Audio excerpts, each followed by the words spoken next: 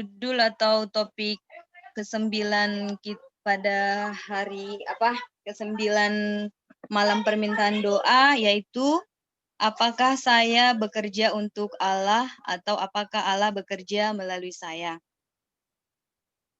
Ini saya tidak tahu Pak Pen sendiri sengaja milih topik ini untuk saya, apa memang kebetulan ya Pak Pen?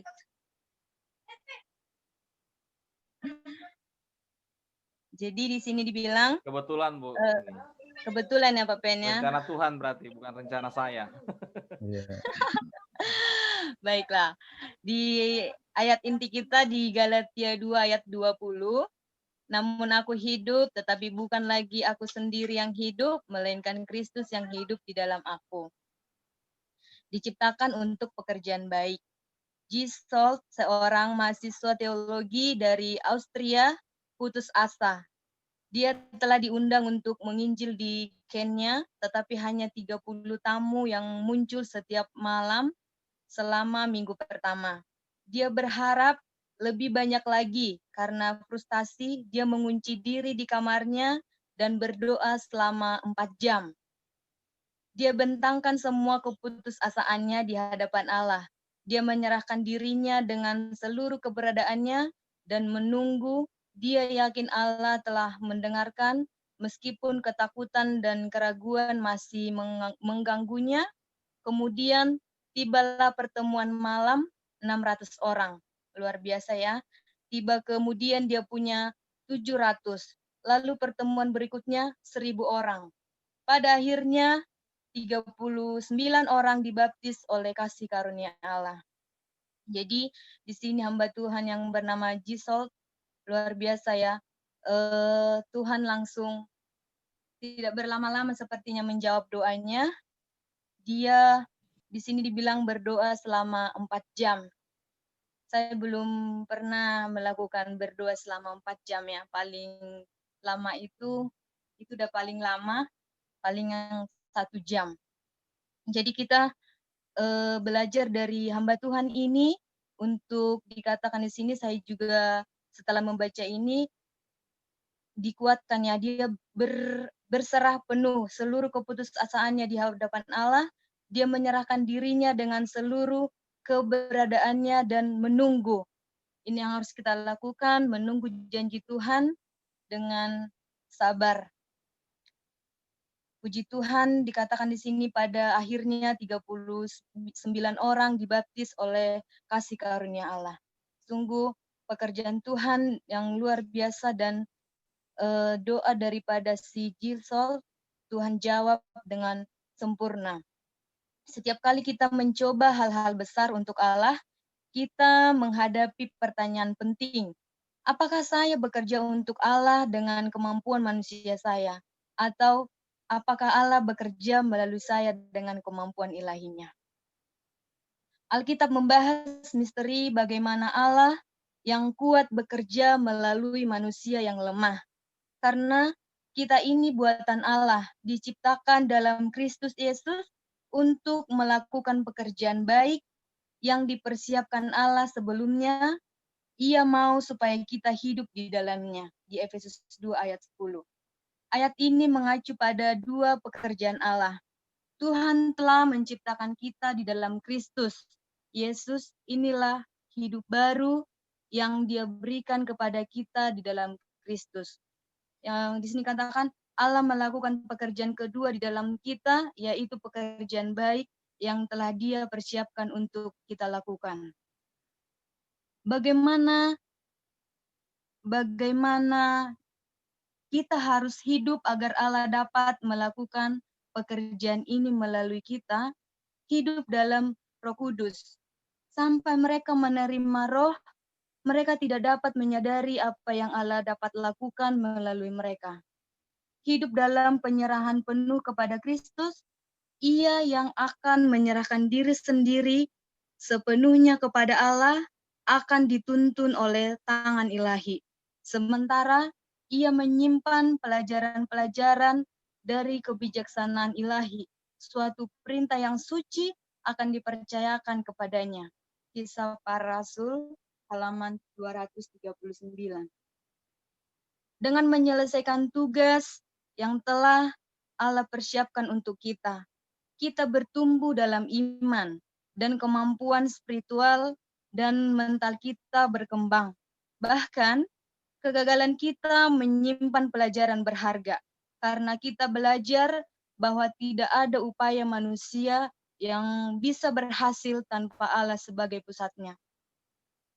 Di sini dikatakan bahkan kegagalan kita menyimpan pelajaran berharga.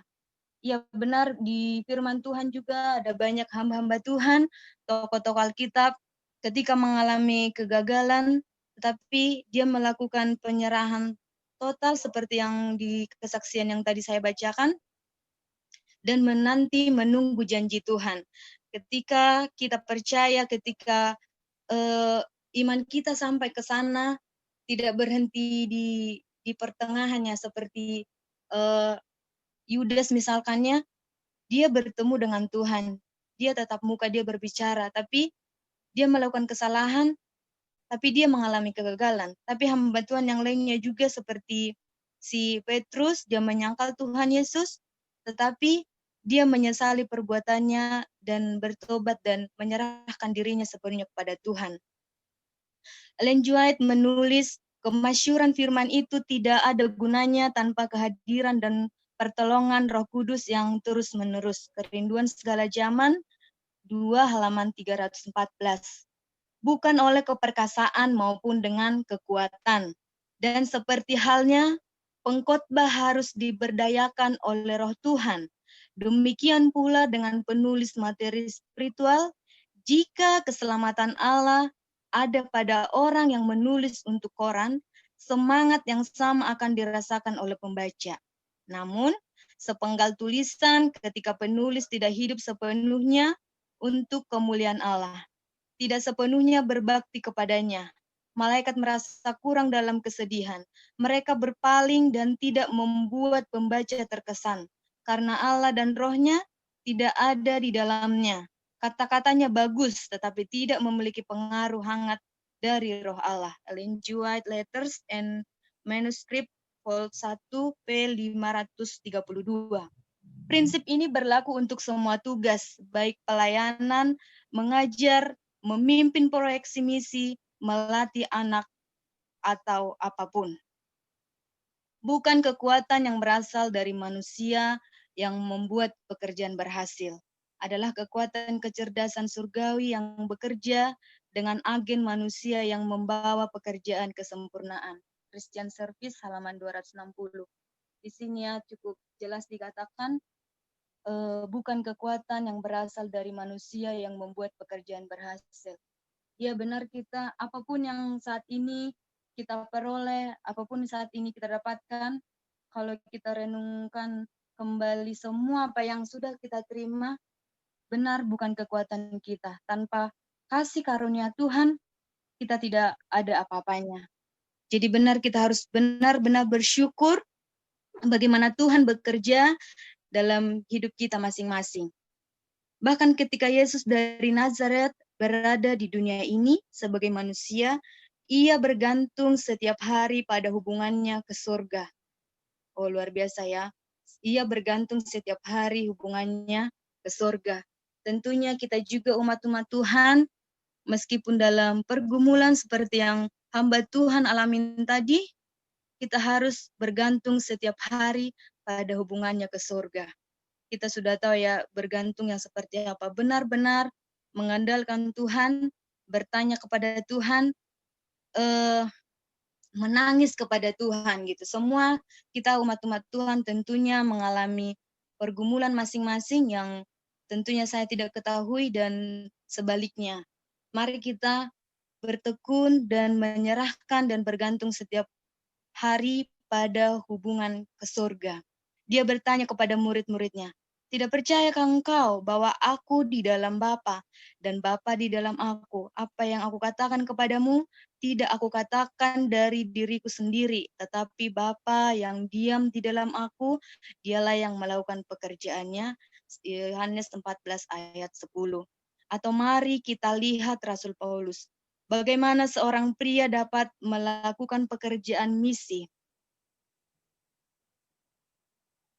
bagaimana seorang pria dapat melakukan pekerjaan misi yang luar biasa. Hebatnya, dia berkata, "Aku telah disalibkan dengan Kristus, namun aku hidup, tetapi bukan lagi aku sendiri yang hidup, melainkan Kristus yang hidup di dalam aku." Di Galatia 2 ayat 20. Firman ini sangat luar biasa ya. Aku telah disalibkan dengan Kristus, namun aku hidup, tetapi bukan lagi aku sendiri yang hidup, melainkan Kristus yang hidup di dalam aku. Saya mau ceritakan saudara, kalau umat-umat Tuhan yang pertama mengenal saya masuk di Sutomo, saya pernah bercerita kalau saya punya bos yang otoriter, tidak mau tahu, tidak peduli ya saudara. Dan hampir saya memiliki 2 bos karakternya seperti itu. Tapi di penghujung tahun di 2020, tiba dengan dari 2018, 19, 20, 3 tahun, hampir 3 tahun doa itu saya berdoa untuk mereka agar memiliki kelemah lembutan, dan saya juga berusaha mengontrol diri saya untuk ketika mereka menyakiti lewat kata-kata, saya juga berusaha melakukan, tetapi bukan lagi aku sendiri yang hidup, melainkan Kristus yang hidup di dalam aku. Jadi saya berpikir kalau saya nanti mengata-katai atau keluar begitu aja dan tidak bertanggung jawab, sepertinya saya menjadi batu sandungan gitu saudara ya. Tetapi di penghujung di tahun 2020, tahun yang sudah lewat, bos saya ini sangat bermurah hati saudara. Dan hampir semua juga karyawan-karyawan lainnya bilang, ibu itu berubah. Itu yang dibilang mereka. Tapi saya tidak langsung seperti rohani banget ya.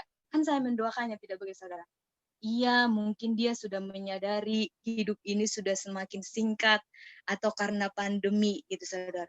Terus lambat laut hampir bos-bos yang lainnya juga berubah saudaraku.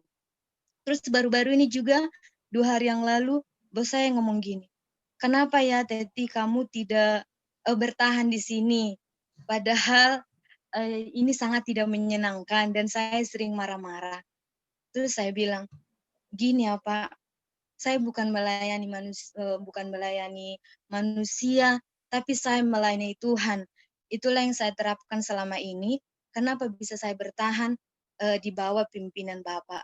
Jadi saya pikir inilah cara saya berbagi firman kepada Bapak ini. Jadi setelah itu dia juga mulai menghargai saya saudara. Mulai dia yang dulu dia jarang sekali menyatakan seperti kata maaf, seperti kata tolong, tetapi lewat kasih karunia Tuhan, saya benar-benar membawa mereka di dalam doa saya.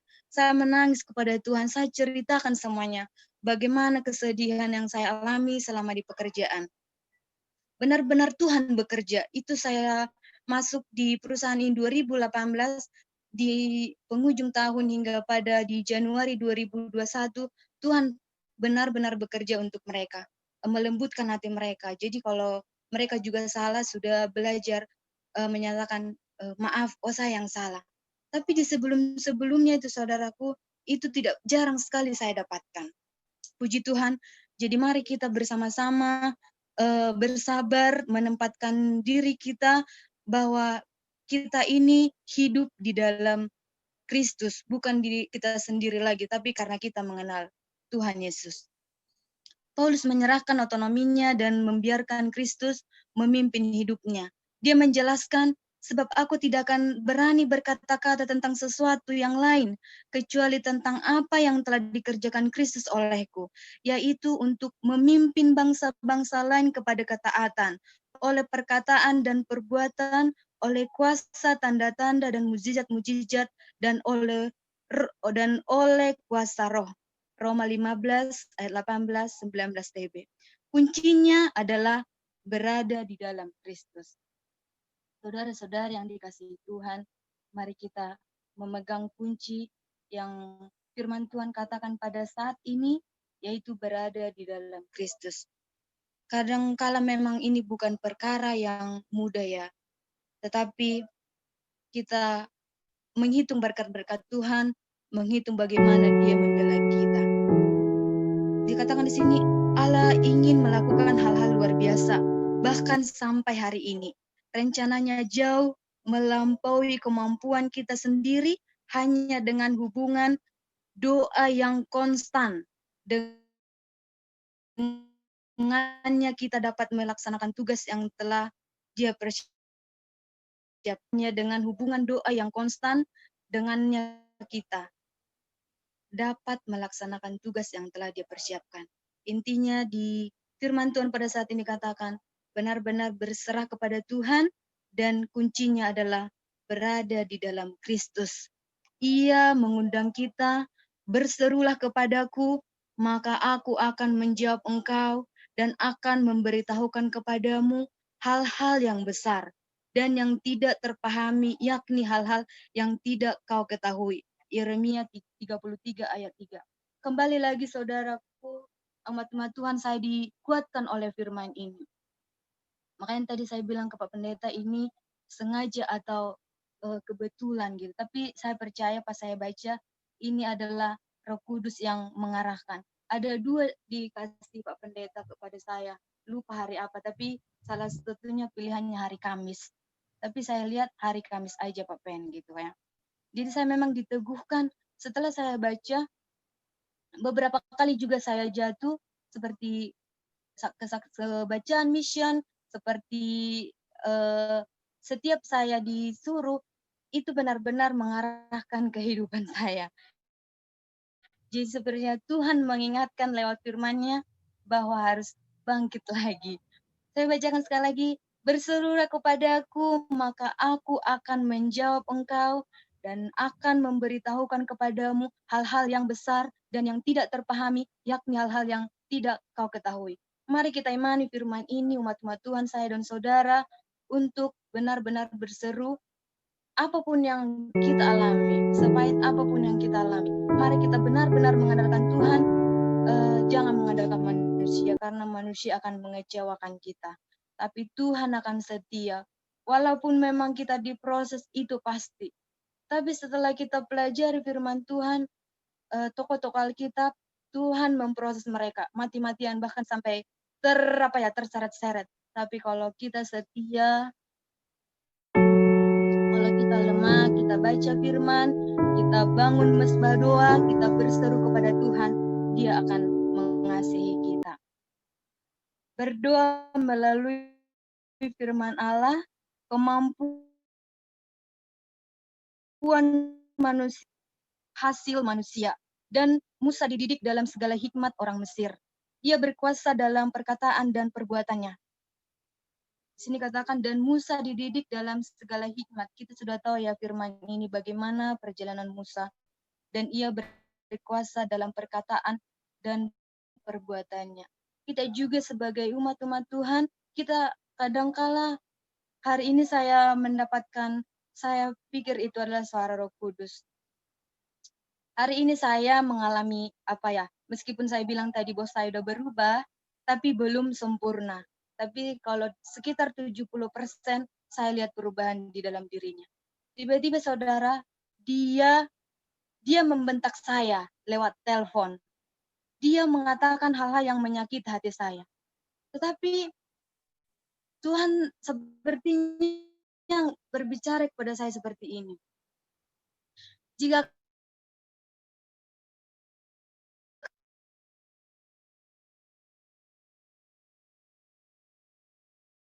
kamu tidak bisa muncul itu, saya langsung ditegur lewat kata-kata yang saya tiba-tiba ada di dalam pikiran saya. Oh ya, seperti itu ya. Jadi saudara di sini katakan, dan ia berkuasa dalam perkataan dan perbuatan. Mari kita mencoba berkata-kata di dalam karakter Kristus. Memang tidak mudah kalau hati kita sedang disakiti, tapi mari kita belajar. Di dalam Tuhan pasti kita bisa dan sanggup untuk melakukannya. Pada sangkanya saudara-saudaranya akan mengerti bahwa Allah memakai dia untuk menyelamatkan mereka, tetapi mereka tidak mengerti. Maksudnya di sini, Allah dialah yang membawa mereka keluar dengan mengadakan mukjizat dan tanda-tanda. Kita sudah tahu bagaimana kisah Musa ya. Kisah 7 ayat 22 ayat 25 dan 36. Bapa yang terkasih, pimpin kami untuk berserah seperti yang dilakukan Musa setelah bertahun-tahun menjadi gembala. Kami tahu Engkau juga dapat melakukan tanda dan mujizat melalui kami saat kami hidup dengan kuasa Roh Kudus. Buat kami bersedia untuk pergi ke tempat yang Engkau pimpin. Terima kasih atas kekuatan ilahi-Mu. Terus di sini katakan, kita diciptakan di dalam Kristus untuk pekerjaan baik. Perlu kita tekankannya umat-umat Tuhan, kita diciptakan di dalam Kristus untuk pekerjaan baik. Mari kita berusaha untuk melakukannya di dalam Tuhan. Karena kita ini buatan Allah, diciptakan dalam Kristus Yesus untuk melakukan pekerjaan baik yang dipersiapkan Allah sebelumnya. Ia mau supaya kita hidup di dalamnya. Efesus 2 ayat 10. Tuhan, jadikanlah kami alat di tangan-Mu untuk keselamatan dan berkat bagi sesama kami. Kami tahu bahwa penggenapan Injil bergantung pada pertanyaan ini. Apakah saya bekerja untuk Allah dengan kemampuan manusiawi saya, atau Allah bekerja melalui saya dengan kemampuan ilahinya? Ajari kami bahwa kami tidak dapat melayani Anda sendiri, tetapi kasih telah berjanji untuk bekerja melalui kami. Mohon berkati pekerjaan tangan kami. Dia mengundang kita untuk dipenuhi oleh Roh. Mari kita untuk selalu minta pimpinan Roh Kudus agar kita bisa melewati masalah-masalah badai dalam persoalan hidup kita masing-masing. Dipenuhi dengan Roh, atau biarlah dirimu terus-menerus dan berulang kali dipenuhi dengan Roh. Efesus 5 ayat 18. Bapa yang terkasih, ajarlah kami untuk meminta secara terus-menerus dan berulang-ulang untuk pencurahan Roh Kudus. Kami tidak ingin kekurangan roh seperti gadis-gadis bodoh. Istilah kami dengan kebijaksanaan yang ditemukan dalam firman-Nya. Saya rasa umat-umat Tuhan semuanya di sana cukup jelas dikatakan. Kita hanya, kalau teorinya sudah kita baca semuanya, mari kita memohon pimpinan Roh Kudus agar kita mampu untuk melakukannya.